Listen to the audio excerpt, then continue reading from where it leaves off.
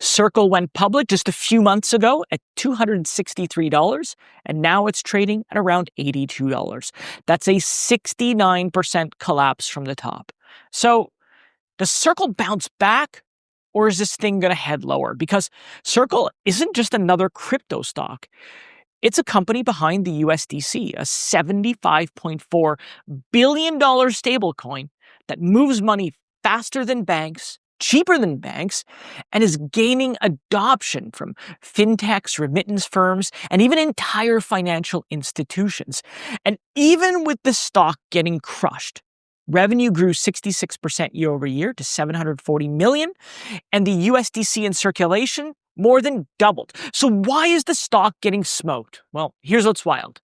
There's a signal in Circle's Q3 numbers that I don't think a lot of us caught. Something that could tell us whether the drop is a gift or a giant warning. And I'm going to walk you through it. By the end of the video, you're going to know exactly what's driving Circle's business, the real threat to its future, and whether today's valuation makes sense. Hey, what's up? My name is Rick Orford. I've been trading since 1999, and no, I'm not a financial advisor. That is a good thing. I break down the numbers to help retail investors like us make smarter, more confident decisions with our money. I want to thank The Motley Fool for sponsoring this video. The Motley Fool is a company that provides investing insight and stock recommendations for investors of all skill sets and risk levels. And you all know how much I love researching new stocks and trying to find the next best investment. So I'm proud to partner with The Motley Fool to bring you 10 stock picks from their popular product, Stock Advisor. Stock Advisor has beaten the market by almost 6 times. Go to fool.com/RickO to get your 10 stock picks right now. So, Circle Investment Group, commonly referred to as just Circle, is a finance technology and blockchain infrastructure firm. It's a company that builds the digital plumbing, so to speak, that allows money to flow safely and securely on the internet using blockchain technology.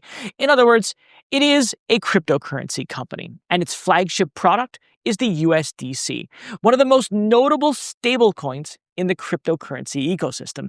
And that alone sets up a massive opportunity or a massive risk, depending on what comes next. Circle tackles the licensing, infrastructure, and the network that bridges the gap between traditional finance and blockchain. So what do they actually do? Well, let's tackle it one by one, because once you see how each piece fits together, Circle's entire business model gets a lot clearer. First, they issue stable coins and they manage the reserves. Circle issues USDC and EURC. These are the US and European stable coins. And these reserves are composed of a combination of short-term bonds and cash, and these bring yield, which in turn provides Circle with their key revenue input. Now, at the time of recording, there was $75.4 billion of USDC in circulation, and that's a massive base, but it also creates a hidden dependency that most investors overlook, and that's because their revenue rises when interest rates rise, and it falls when the rates fall, and this becomes very important, which I'm going to talk about in a little bit. The second is enterprise infrastructure and application programming interface, or API products. Aside from being a stablecoin issuer, Circle is building APIs, wallets, compliance systems, tokenization infrastructure, and cross-chain usability. And these developments are designed explicitly for fintechs, tokenization infrastructure, and cross-chain usability. And these developments are designed exclusively for fintechs, banks, and remittance firms, offering swift and reliable methods for transferring money. And this is where Circle could scale far beyond crypto if they execute properly. And third is payments and remittance. In 2025, Circle publicly launched the Circle Payments Network. This is a system that enables institutions to use USDC rails for global money transfer. Think of it as Circle being the digital highway that offers a faster and cheaper way to send money compared to SWIFT. If this gains traction, it could change how institutions move money worldwide. And related to this is their strategic partnerships and licensing segment. Circle is working with legacy financial infrastructure like banks to adopt stablecoin settlement and programmable money into their real-world systems. So, after knowing what Circle does, you might be wondering, who on earth uses Circle?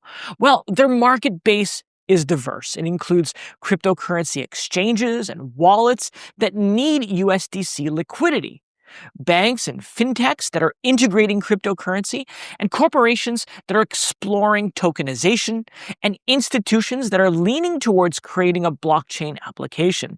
So this proves wide adoption and gives Circle a strong foundation. But it also exposes it to regulatory oversight from pretty much every angle. Now, let's talk about the stock, because probably that's why you're here, right? Circle went public in June of this year and has been very volatile since then. And when I say volatile, I mean that kind of volatility is what even makes crypto investors raise an eyebrow. The stock peaked at $263 after its launch, and the last time I covered Circle was in October, and it was trading at $145. Today, it's trading at around $82. It's a 43% decrease in a month. And a sharp drop like that always means something not good, or at least something not good is happening under the hood. And sure enough, the stock is down 20% over the last 5 days, 39% over the last month, and 41% over the last 3 months. That's the kind of slide that usually forces investors to choose between panic, patience, or taking a closer look. So can Circle stock bounce back? Or is this the sign that it's circling the drain? I ask because the stock price and its history, it doesn't tell the whole story. And it's something that's come up often in my Discord channel. So let's talk about it. Well, to identify a potential trajectory, let's look at the company's third quarter report. And this is where things I think you're going to find get surprising. Total revenue and reserve income grew 66% from the same quarter last year to $740 million. That's good. But the company also increased its operating expenses by 70% year over year to $211 million. Not great, but that does include a 59% increase in stock-based compensation. It's not a big SBC number, but also not unusual for a newly public tech company. And still, Circle was able to generate positive cash flow, with EBITDA increasing 78% to $166 million. Also, lots more USDC went into circulation in the quarter, increasing 108% from the same quarter last year to $73.7 billion. Then, on the bottom line, Circle reported $214.4 million in net income, or 64 cents a share on a diluted basis. And diluted in this context just means that every possible share of the stock is counted, even those that don't formally exist yet. And those include unexercised stock options, warrants, and convertible securities. Diluted EPS just tells you the worst case profit per share if everyone exercised everything. So far, none of this is bad. Now, in terms of guidance, management expects about 40% compound annual growth based on the amount of USDC in circulation, approximately 90 to 100 million in other revenue, and adjusted operating expenses of between 495 and 510 million. So lots of strong growth guidance, but of course, only if the stablecoin market keeps expanding. Now, let's jump over to the balance sheet. Circle ended the quarter with $75.9 billion in current assets against $73.7 billion in current liabilities. And this is to be expected because $73.4 billion in cash is being held in reserve to cover the coins. The cash being held is not the company's money, it's the coin holders. So if we strip it out to see the real financial health, we see that they've got more than $2 billion in current assets and $434 million in current liabilities, which translates to a current ratio of about 5. That means Circle has about $5 for every $1 of liabilities that it has. Lots of liquidity. It also doesn't have any long-term debt on the balance sheet. For a stablecoin issuer, this is a decent balance sheet.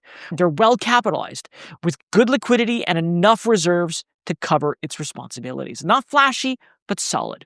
So that's it for Circle's Q3. By the way, if you do like videos like these, be sure to watch out for them because I publish them at least 2 to 3 times a day. But before we wrap up, we need to talk about what this all means for the stock. Is Circle stock a buy right now? Well, let's consider that a consensus among 18 analysts rates Circle stock a moderate buy. That rating has actually increased over the last 3 months from a hold to a moderate buy.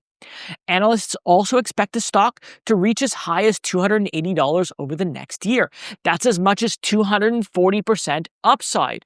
So yes, I think the rating is correct. I mean, yes, Circle, they've got revenue, their balance sheet looks good, and stablecoins are shaping up to be something that'll be more and more popular in the future. The business model is rather simple. I mean, it's not hard to see how the company can scale and become a dominant player in fintech. But remember that much of Circle's revenue rises and falls with interest rates. So if rates fall, so will the revenue.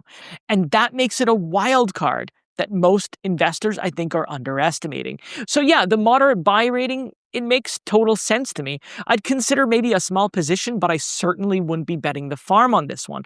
But what do you think? Do you think Circle will have their big comeback, or are their glory days a thing of the past? Let me know in the comments below.